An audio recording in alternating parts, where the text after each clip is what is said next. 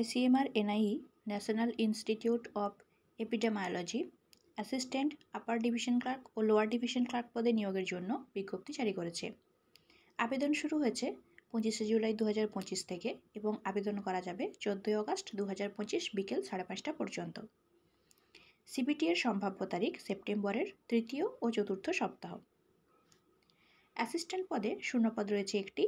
Initial basic pay হবে 35,400 টাকা প্রতি মাসে। এই পদে আবেদনের জন্য প্রার্থীর বয়স হতে হবে 18 থেকে 30 বছরের মধ্যে।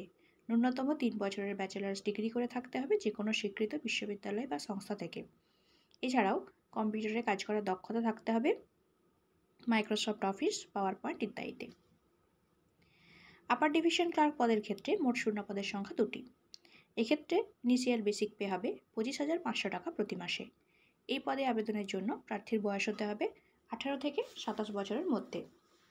এছাড়াও কোনো স্বীকৃত বিশ্ববিদ্যালয় বা সংস্থা থেকে ডিগ্রি পাশ করে থাকতে হবে এবং ইংরেজির ক্ষেত্রে টাইপিং দক্ষতা থাকতে হবে ন্যূনতম 35টি শব্দ প্রতি মিনিটে এবং হিন্দির ক্ষেত্রে প্রতি মিনিটে ন্যূনতম 30টি শব্দ। লোয়ার ডিভিশন ক্লার্ক পদের ক্ষেত্রে মোট শূন্যপদের সংখ্যা 7টি।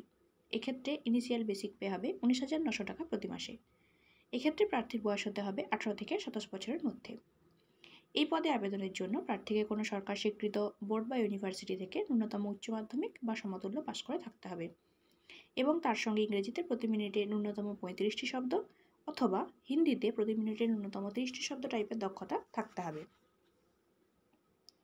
প্রার্থীরা ICMR এর অফিসিয়াল ওয়েবসাইট থেকে অনলাইনে ফর্ম ফিল আপ করতে পারবে। ওয়েবসাইটের লিঙ্ক কমেন্ট বক্সে দেওয়া রয়েছে।